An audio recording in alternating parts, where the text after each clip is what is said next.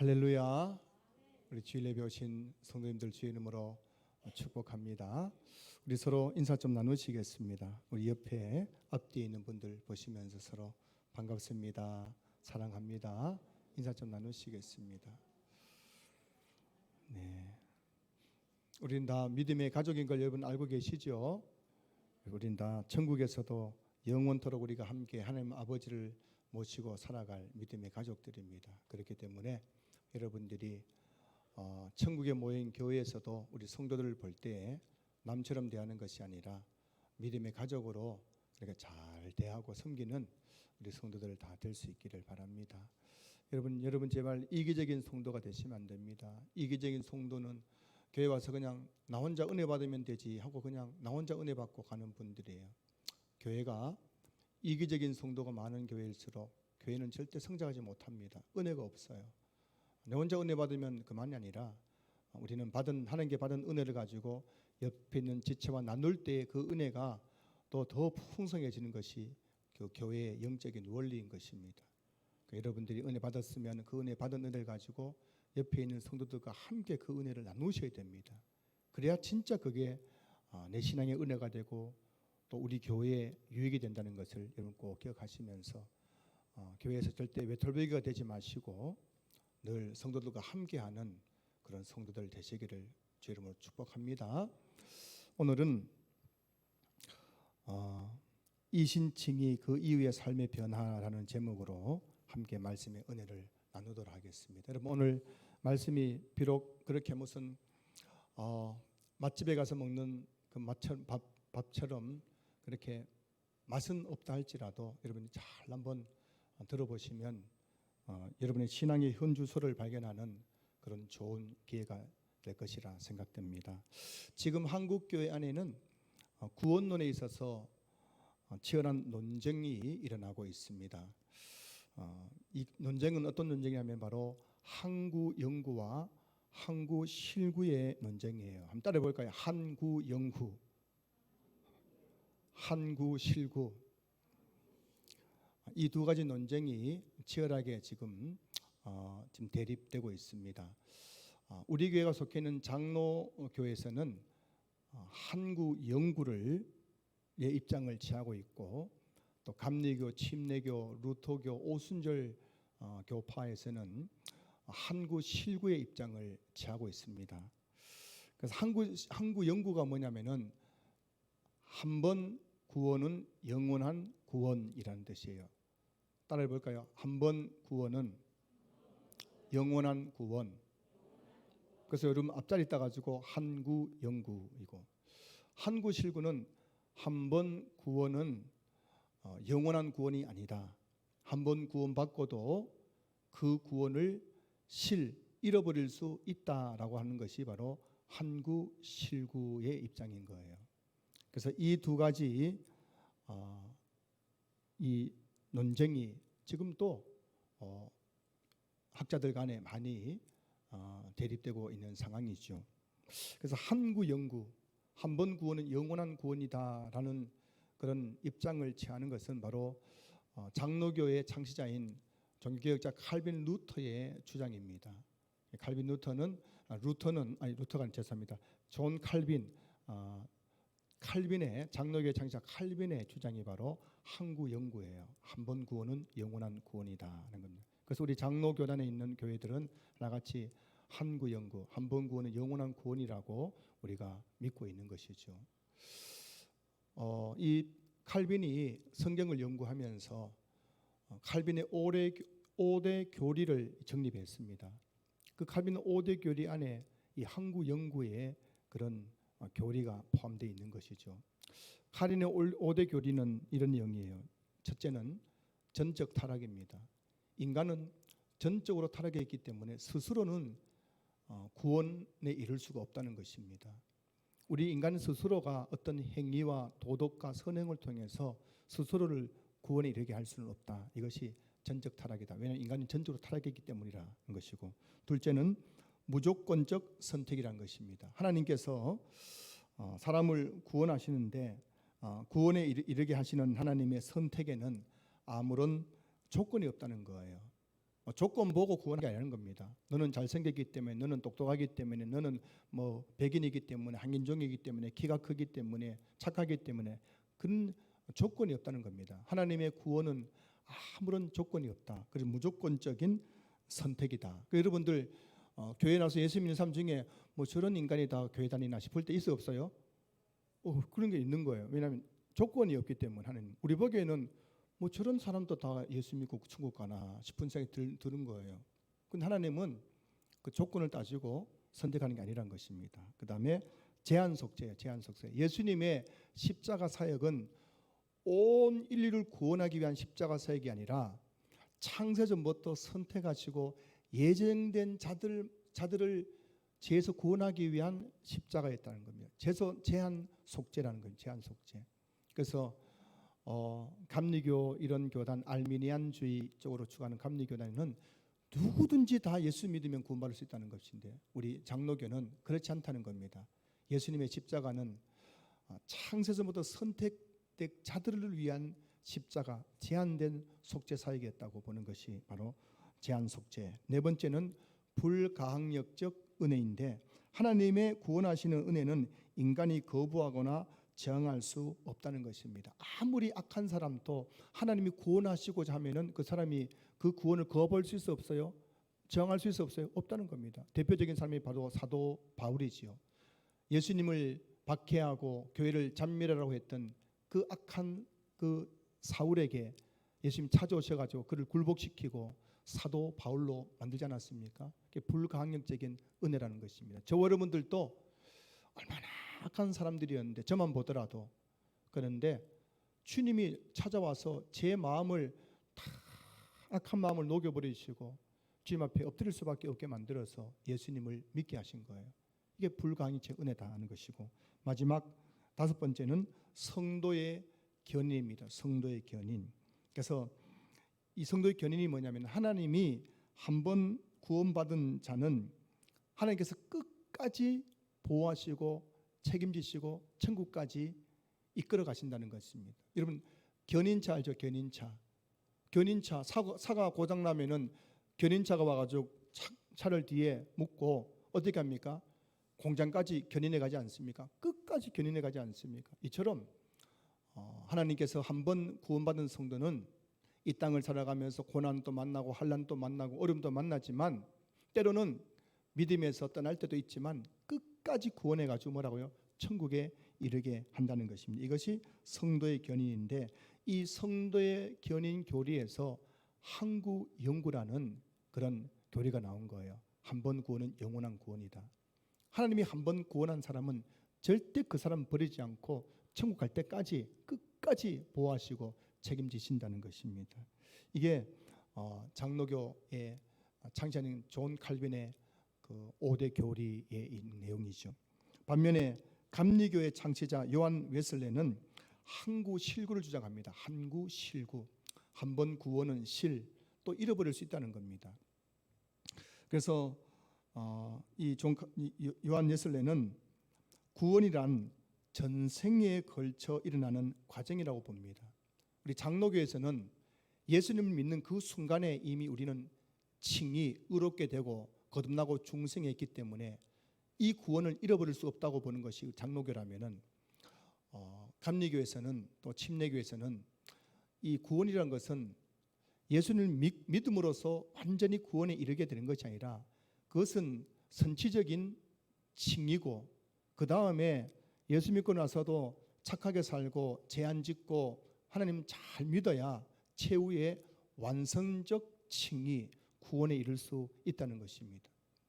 그래서 많은 사람들이 처음 교회 나서 예수님 믿다가 중간에 뭐라고요?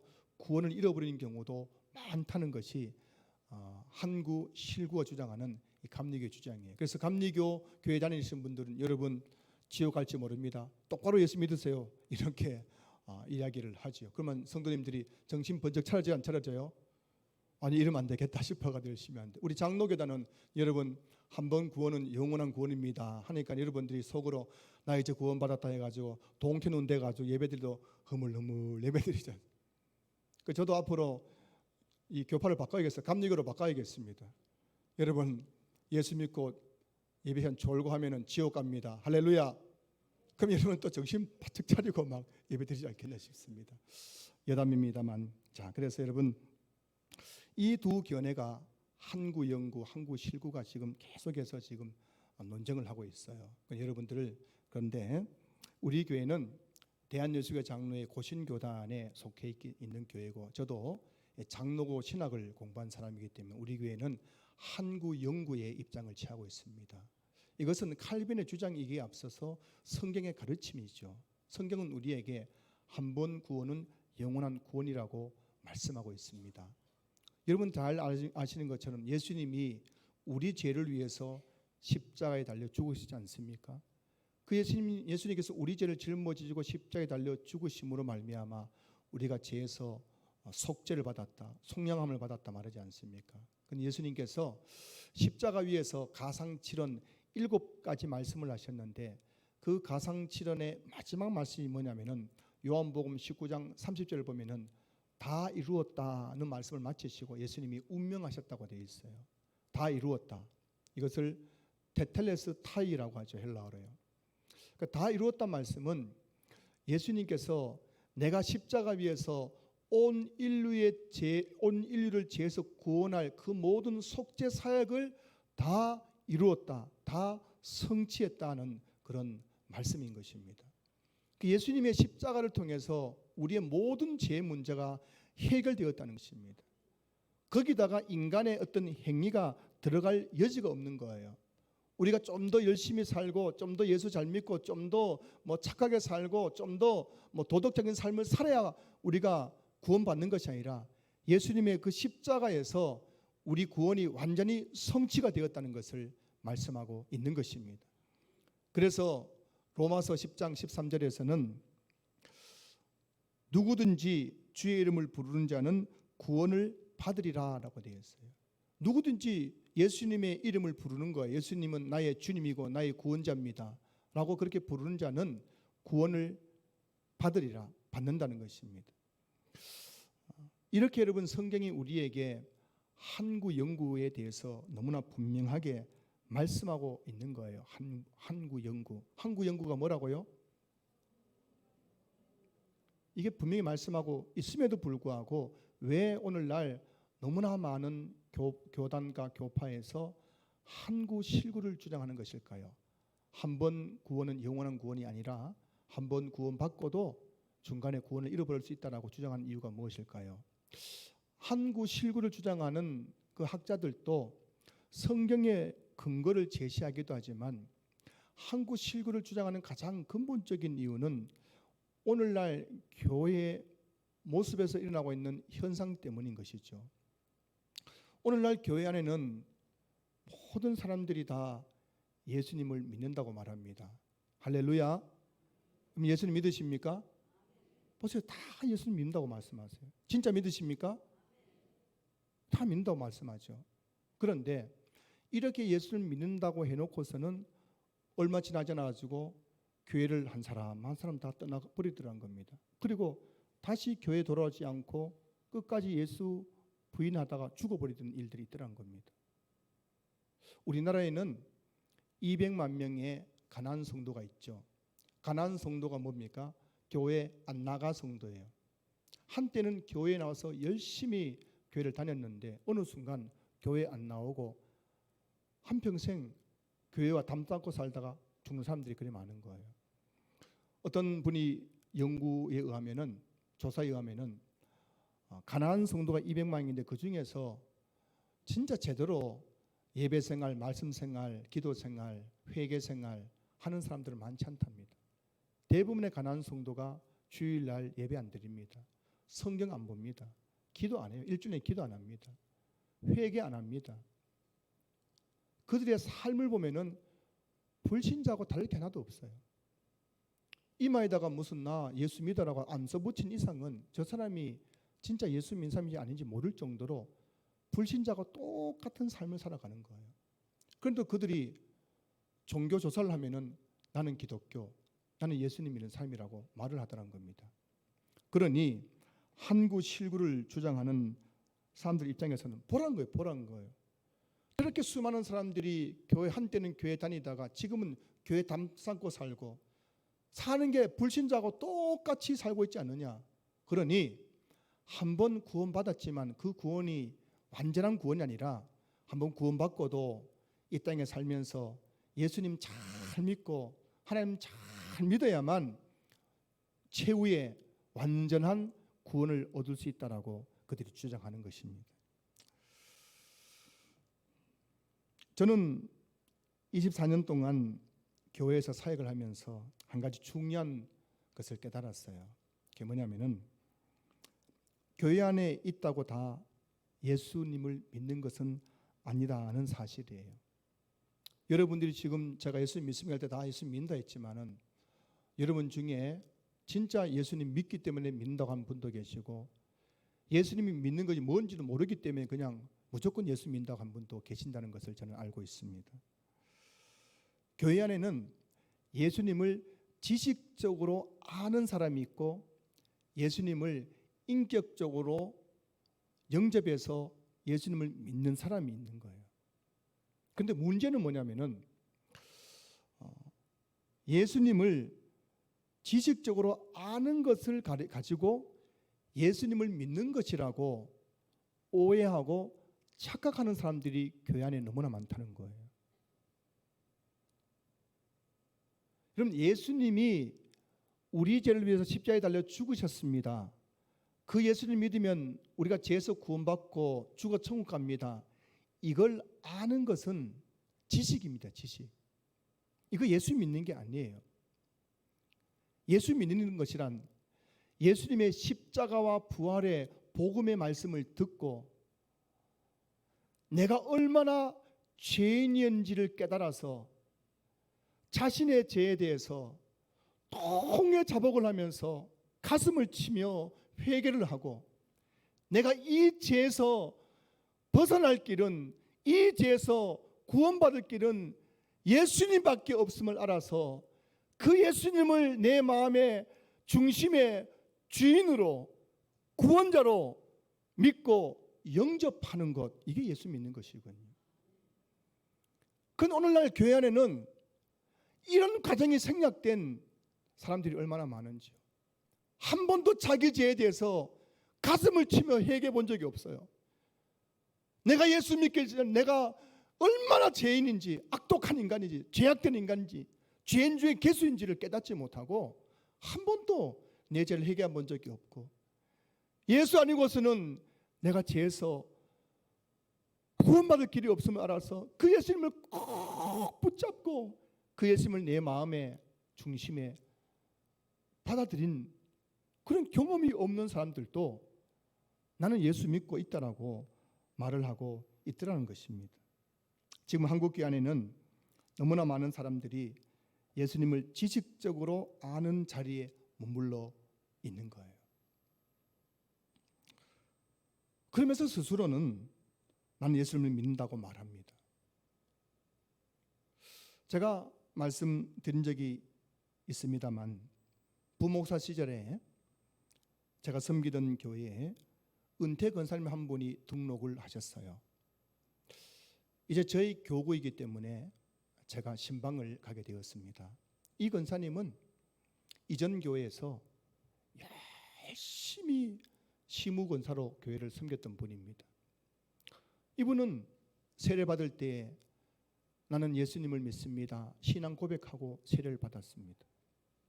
그리고 이분이 얼마나 열심히 교회를 섬기는지 예배생활, 기도생활, 봉사생활 잘하는지 성도들이 이런 분은 우리 교회 권사님이 되어야 된다 해서 투표해서 선출되어서 또 권사로 임직받아서 시무권사로 오랫동안 교회를 섬기다가 이제 사정이 있어서 이사를 하고 제가 섬기는 교회에 등록한 거예요. 이제 이분을 신방에서 예배를 드리고 이제 다가를 나누는 시간에 그 권사님이 제게 이런 말씀을 하셨어요. 목사님, 제가 지금까지 예수님을 믿으려고 진짜 노력했는데도 예수님이 믿어지지 않습니다. 제가 깜짝 놀랐습니다만 이게 오늘날 한국교회 현실이에요. 여러분, 한국교회 안에는 예수 안 믿는 목사 예수 안 믿는 장로, 권사 수두룩합니다. 그분들이 예수 믿는다고 하는데 그것은 믿는 게 아니라 예수님을 아는 거예요. 여러분, 예수님을 아는 지식이 있는 사람들도 교회 나와서 앉아가지고 교회 나오니까 좋다, 교회 나오니까는 목사님 속에는 은혜가 된다, 마음에 감동이 된다, 말씀 듣고 예배드리니까 기쁘다, 이런 경험을 합니다. 마태복음 13장의 씨 뿌린 자 비유 보십시오. 돌밭에 뿌려진 자들 잠시 기쁨을 누리는 거예요. 근데 그 돌밭에 뿌려진 자는 구원받은 자가 아니에요. 그 예수님을 지식적으로 아는 사람들 중에도 교회 나와서 뭐 교회 좋다, 교회 나니까 마음 편하다, 기쁘다, 목사님 오늘 설교 정말 은혜가 된다, 막 이런 말은 하는 거예요. 그게 여러분 구원받은 게 아니에요. 설문조사에 의하면은 한국교회 목사와 성도 중에서 천국 지옥 믿지 않는 분들이 정말 많습니다. 30%가 넘어요.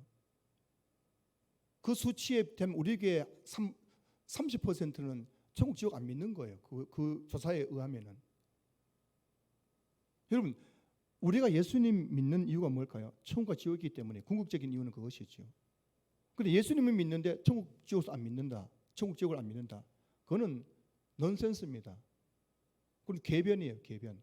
나는 예수님 믿지만 천국 지옥은 안 믿습니다. 그 궤변입니다. 예수님이 우리를 천국으로 인도하기 위해 십자가를 지셨는데 그 예수님 믿는데 천국 지옥을 안 믿는다? 그 사람은 지금 궤변을 쏟아놓는 겁니다. 예수님을 믿으면 천국 지옥이 믿어져야 돼요. 그런데 한국 교회 안에는 예수님을 믿는다고 하면서도 천국 지옥을 믿지 않는 사람들이 30%가 넘는다는 조사가 나오더라는 거예요. 그만큼 교회 안에 가짜가 많다는 거죠.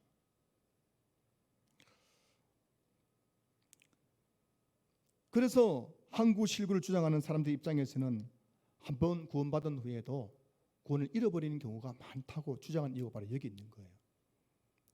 예수 믿는 것이 아니라 예수님을 아는 지식 가지고 교회에 나와서 좀 다니다가 어느 날 시험 들었다, 뭐 어떻다 해가지고 교회를 떠나가지고 방탕한 삶을 살아가는 사람이 많으니까 뭐라는 겁니다. 저 사람도 한때 예수 믿었지 않느냐. 그런데 그 사람 예수 믿은 게 아니었어요. 우리가 예수를 믿는 순간 우리 안에는 근본적인 성화가 이루어지게 됩니다. 우리가 예수 믿는 그 순간에 한 달 후에 두 달 후가 아니라 예수 믿는 그 순간에 우리 안에는 근본적인 성화가 이루어져요. 이 근본적인 성화는 뭐냐면은 예수 믿기 전과 예수 믿은 후에 사람의 근본이 완전히 바뀌는 변화인 겁니다. 우리가 예수님을 정말 인격적으로 믿고 마음에 영접하는 순간 우리 안에는 성령님이 내주하실 뿐만 아니라 근본적인 성화가 이루어져요. 이 근본적인 성화를 가리켜서 고린도후서 5장 17절에서는 새로운 피조물이라고 말씀하고 있죠. 자, 고린도후서 5장 17절, 그런즉 누구든지 그리스도 안에 있으면 새로운 피조물이라, 이전 것은 지나갔으니 보라 새 것이 되었도다. 예수 믿는 그 순간 우리는 새로운 피조물로 근본적으로 성화하는 변화가 일어나게 되는 것입니다. 그래서 한번 예수 믿은 사람은 예수 믿고 나서도 죄를 지을 수 있어요. 나쁜 짓을 할 수도 있습니다. 그러나 이 사람이 다시 불신자처럼 완전히 타락할 수가 없어요. 왜냐하면 그 사람의 근본이 완전히 확 바뀌어 버렸기 때문입니다. 하나님이 그 사람을 더 이상 타락한 불신자처럼 살아갈 수 없도록 그들 근본적으로 변화시켜 버렸기 때문입니다. 그래서 바로 칼빈이 한구 영구를 말하는 것입니다. 한 번 구원은 영원한 구원이다. 자, 이제 오늘 본문의 말씀으로 들어갑니다. 오늘 본문 로마서는 총 16장으로 되어 있는데 크게 두 부분으로 나누어집니다. 1장부터 11장까지는 이신칭의에 대해서 말씀하고 있어요. 믿음으로써 의롭다함을 받는다는 것이죠. 그래서 사람이 어떻게 의롭게 되느냐, 다시 말하면 우리가 어떻게 구원을 받을 수 있느냐, 그것은 복음을 듣고 예수님을 믿음으로써 우리가 의롭게 된다는 것이죠. 율법의 행위로서는 우리가 의롭게 될 수가 없고 오직 예수 그리스도를 믿음으로써 의롭게 되고 구원받는다는 것이 바로 로마서 1장부터 11장까지의 내용의 주제인 것입니다. 바울이 계속해서 율법으로 행위를 통해서 구원받는다고 주장하는 그 율법주의자들과 대항하면서 그게 아니란 겁니다. 제발 좀 그게 아니라는 걸 여러분 믿으십시오. 여러분이 아무리 착하게 살고 의롭게 살고 열심히 교회 다닌다고 그것 때문에 여러분이 천국 가는 게 아니라 구원받는 게 아니라는 것입니다.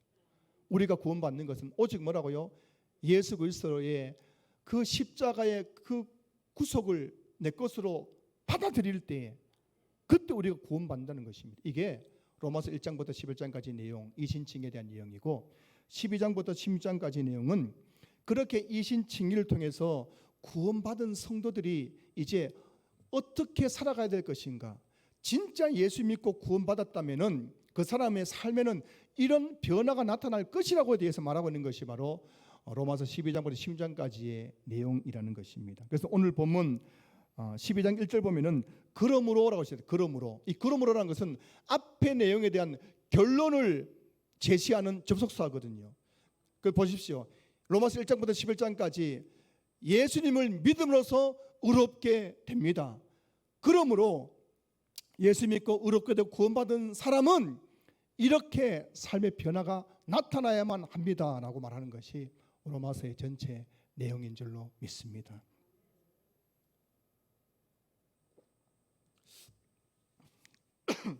눈은 멀뚱멀뚱 뜨는데 무슨 말인지 이해되세요? 눈만 뽀끔뽀끔 거리는. 뽀끔뽀끔은 입이죠. 눈만 빠꿈빠꿈.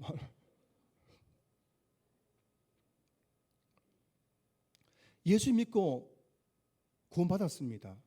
그러므로 그 사람에는 이런 삶의 변화가 나타나야 되는 거예요. 오늘 제가 이걸 이야기하려고 하는 겁니다. 여러분들의 믿음이란 것이 여러분이 지금 예수를 믿는다는 것이 지식적으로 아는 것인지 아니면 진짜 예수님을 인격적으로 만난 것인지를 이걸 통해 알 수 있는 거예요. 사랑하는 성도 여러분, 예수를 믿고 의롭게 된 사람에게는 어떤 변화가 일어나게 되는 것일까요? 오늘 본문이 두 가지 말씀하고 있는데 첫 번째는 바로 몸의 변화가 일어납니다. 몸의 변화. 어떤 분은 몸의 변화, 나도 교회 나오고 변했는데 옛날에 허리가 30이었는데 지금 34인데 이런 베들레헴을 이야기하는 것이 아니라 몸의 변화가 뭔지 오늘 1절 말씀 보실까요? 그러므로 형제들아 내가 하나님의 모든 자비하심으로 너희를 권하노니 너희 몸을 하나님이 기뻐하시는 거룩한 산 제물로 드리라. 이는 너희가 드릴 영적 예배니라. 아멘. 여러분, 예수님 믿기 전에는 우리 몸을 죄 짓는 일에만 사용했어요. 여러분들이 나는 아닌데 할지 모르지만 여러분이 예수 믿기 전에는 여러분의 그 육체, 몸을 가지고 죄 짓는 일에만 사용했다는 것을 성경이 말씀하고 있습니다. 여러분이 아무리 고상한 삶을 살고 예술의 전당에 가서 음악회에 참석하고 백화점 가서 쇼핑을 했다 할지라도 그 모든 예수 믿기 전에 우리 인간의 육체로 하는 모든 것들은 다 죄악된 것이라고 성경이 말씀하고 있는 거예요. 우리 몸은 죄 지을 때 가장 행복해하고 쾌락을 느낍니다. 그래서 자꾸만 우리 몸은 죄를 짓게 만드는 거예요. 먹는 것도 자꾸 죄를 짓게 만들고 마시는 것도 죄를 짓게 만들고 우리 몸으로 하는 모든 것들이 쾌락, 죄를 추구하도록 이 우리 몸이 타락했기 때문에 계속 몸은 그런 죄를 요구하게 되어 있는 겁니다. 그래서 어떤 사람이 한번 교회 가자 해서 교회 나왔어요. 교회 나서 앉아 있는데 예배 한 시간 드리는 것이 얼마나 힘든지 몸을 베베 꼴잖아요. 아니 어느 날 교회 한번 가져서 왔는데 얼마나 힘든지 몸을 베베 꼬는 거예요. 근데 이분이 예배 마치고 밖에 나가서 술집에 술을 마시는데 3시간 4시간 딱 앉아가지고도 한 번도 안 움직이고 부어라 마셔라. 이 인간의 몸이 그런 거예요. 죄 짓는 데 얼마나 숙달되어 있는지 죄 짓는 데는 막 시간 간 줄 모르는 거예요. 도박에 빠진 사람들 한 자리에 앉아가지고 밥 안 먹어요. 화장실 안 갑니다. 밥 먹고 아이 싫대요. 밥 안 먹었는데 7시 8시간 도박에 빠져가 있는 거예요. 우리 몸이 선한 데는 그렇게 힘들어하고 악한 데는 좋아하게 되어 있는 게 우리 몸인 거예요. 그래서 우리가 예수 믿기 전에는 하는 모든 것이 다 죄 짓는 일이었습니다. 우리 몸 가지고 하는 일이. 갈라디아서 5장 19절부터 21절까지 말씀 보시면 육체의 일은 분명하니 곧 음행과 더러운 것과 호색과 우상숭배와 수술과 원수 맺는 것과 분쟁과 시기와 분냄과 당 짓는 것과 분열함과 이단과 투기와 술취함과 방탕함과 또 그와 같은 것들이라. 여기서 육체 일이란 것은 예수 믿기 전에 우리 육체가 하는 일이었다는 겁니다. 예수 믿기 전에 우리가 육체 하는 일은 뭐라고요?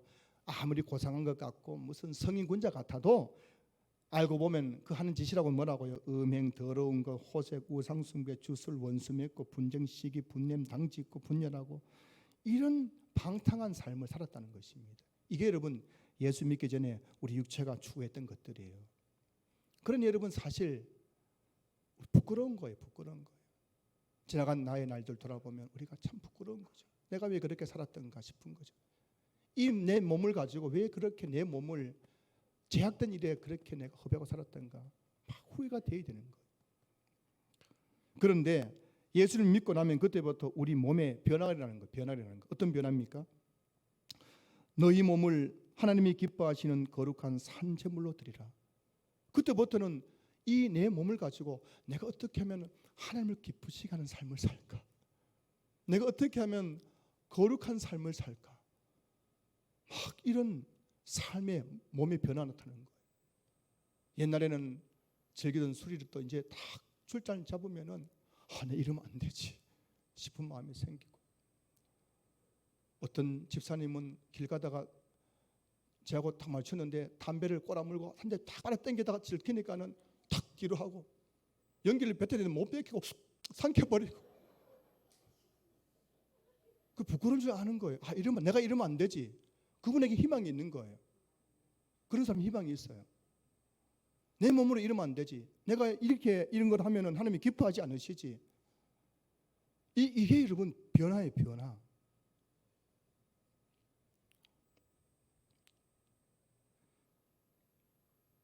고린전서 10장 31절 보면은 그런즉 너희가 먹든지 마시든지 무엇을 하든지 다 하나님의 영광을 위해서 하라. 예수 믿기 전에는 여러분 부어라 마셔라 먹든지 마시든지 다 누굴 위해서 하는 겁니까? 나를 위해서 했는데 예수 믿고 나면은 뭘 먹든지 뭘 마시든지 누굴 위해서 하는 거예요? 하나님의 영광을 위해서 하게 되는 거예요. 그래, 내 이 몸 이걸 먹음으로써 내가 하나님의 영광을 돌려야 되고, 이걸 마심으로 하나님의 영광을 돌려, 이렇게 변화가 일어나게 된다는 것입니다.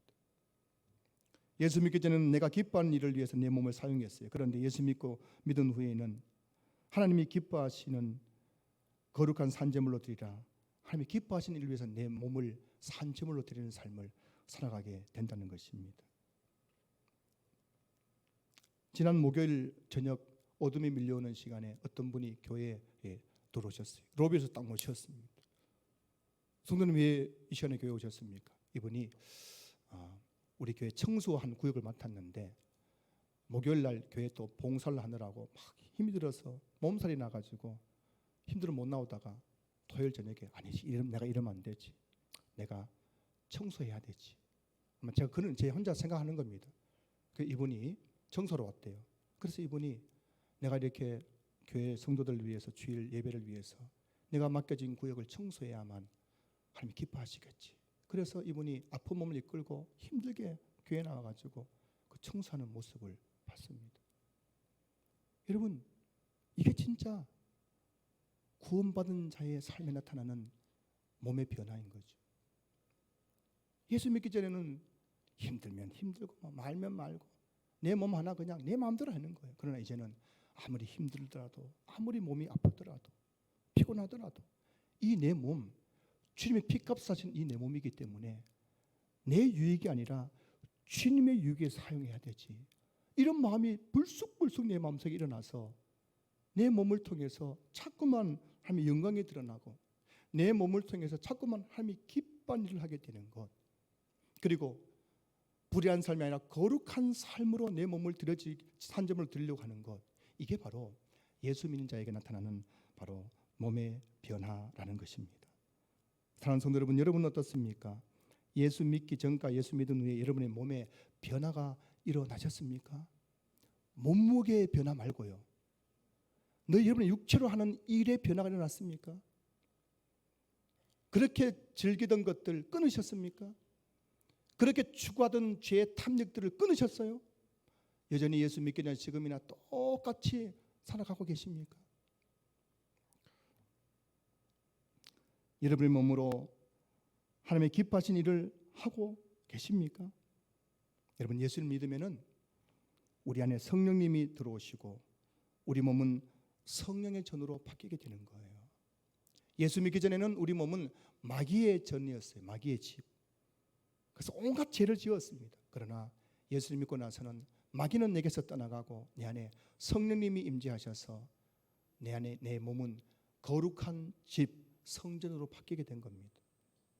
그러니 여러분, 예수 믿고도 똑같이 살 수가 없어요. 예수 믿고 똑같이 우리 몸으로 죄 지을 수가 없어요. 그 죄 지으면은 내 양심이 갇히게 돼가지고 견딜 수가 없어요. 되는 거예요. 이게 진짜 예수 믿고 나서 구원받아의 그 변화된 삶인 것이에요. 이런 몸에 변화가 없다면 여러분 어떻게 예수 믿는다고 할 수 있겠습니까?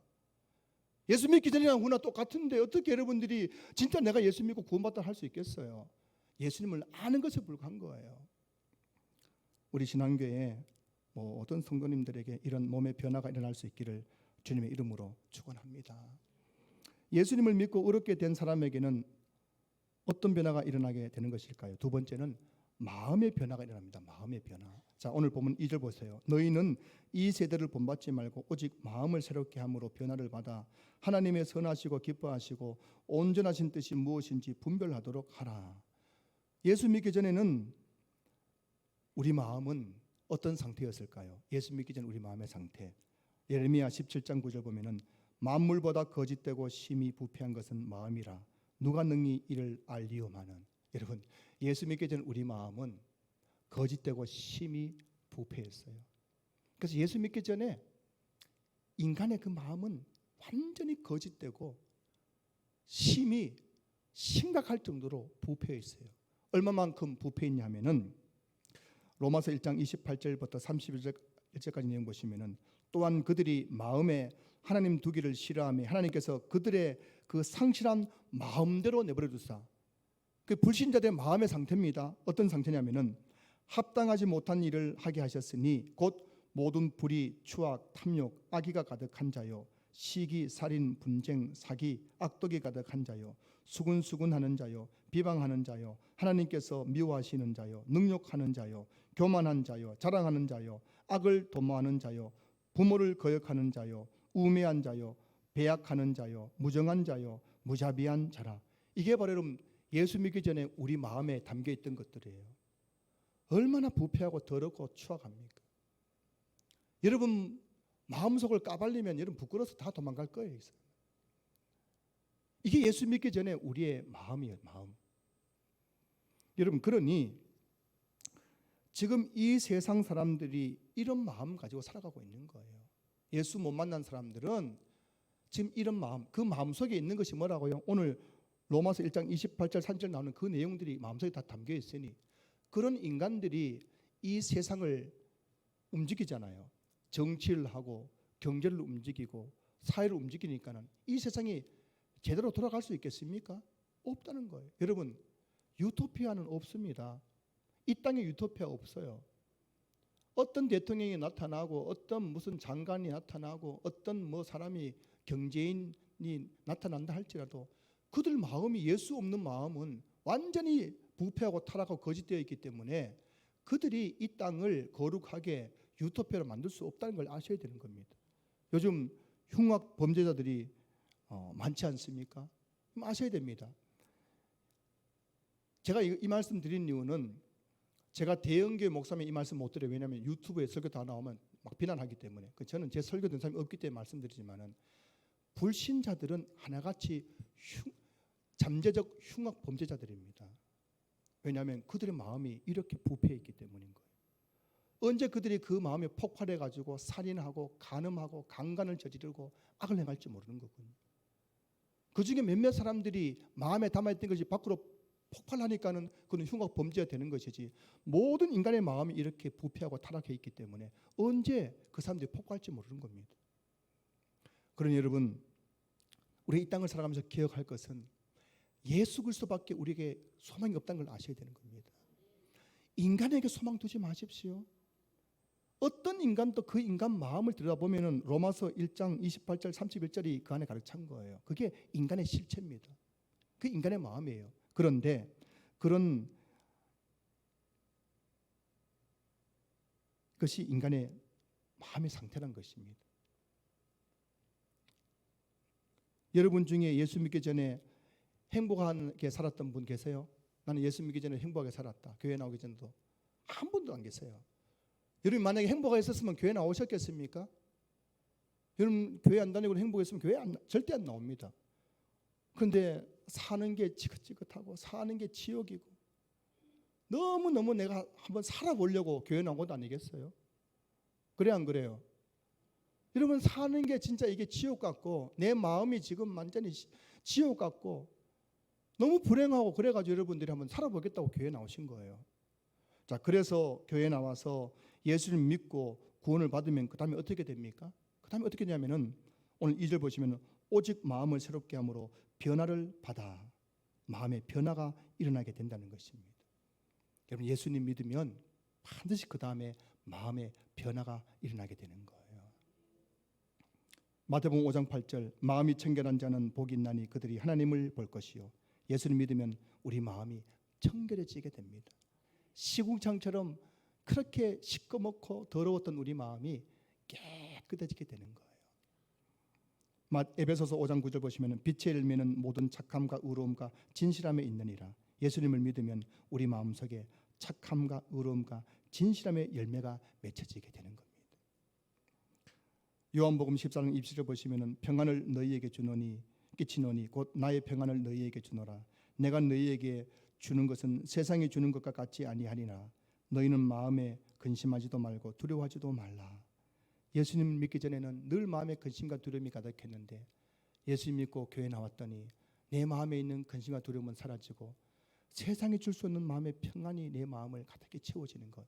이게 예수 믿고 나서 마음의 변화인 것입니다. 환경은 변화된 게 없어요. 환경은 똑같죠. 남편도 똑같고 자식도 똑같고 우리 가정은 똑같지만 내 마음이 변화되는 거예요. 내 마음에 세상이 줄 수 없는 평안이 임하고 나도 모르게 마음의 염려와 두려움이 사라져 버리고 이게 여러분 예수 믿고 우리의 마음에 나타나는 마음의 변화인 것입니다.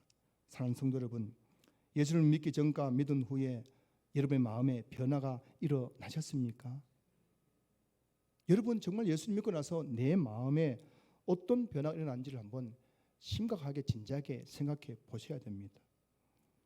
예수를 믿기 전에는 지옥 같았던 마음이 예수를 믿으면 천국 같은 마음으로 바뀌게 됩니다. 예수를 믿고 구원받은 사람은 그때부터 마음속에 하나님의 선하시고 기뻐하시고 온전한 뜻을 구하고 싶은 마음의 갈망이 일어나게 되어 있는 거예요. 더 이상 내가 죄짓고 살 수 없고 내가 더 이상 이렇게 내 자신 위해 살 수 없고 그런 마음이 내 마음속에 일어날 때 이게 진짜 구원받는 자의 마음의 변화라는 것입니다. 이곳에 계신 우리 모든 성도의 마음속에 이런 변화가 일어날 수 있기를 주님 이름으로 축원합니다. 말씀을 마무리하겠습니다. 말씀 마무리하겠습니다. 여전히 한국 교회 안에는 한구 영구와 한구 실구의 논쟁이 있습니다. 그런데 여러분 성경은 우리에게 분명히 말씀하고 있어요. 바로 진짜 예수님을 믿는 사람은 절대 그 구원을 잃어버리지 않는다는 것입니다. 그러면 진짜 구원받는 사람에게는 반드시 두 가지 변화가 뒤따른다는 것입니다. 바로 육체의 변화 그리고 마음의 변화인 것입니다.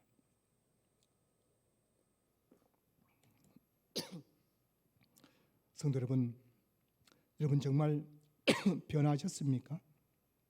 정말 예수님이 여러분이 예수를 믿고 구원받았다면 그 결과로서 반드시 여러분의 몸을 하나님이 기뻐하시는 거룩한 산 제물로 드리고 마음을 새롭게 함으로 변화를 받아 하나님의 선하시고 기뻐하시고 온전하신 뜻을 무엇인지 분별하게 되는 변화되는 삶을 살아가게 될 것입니다.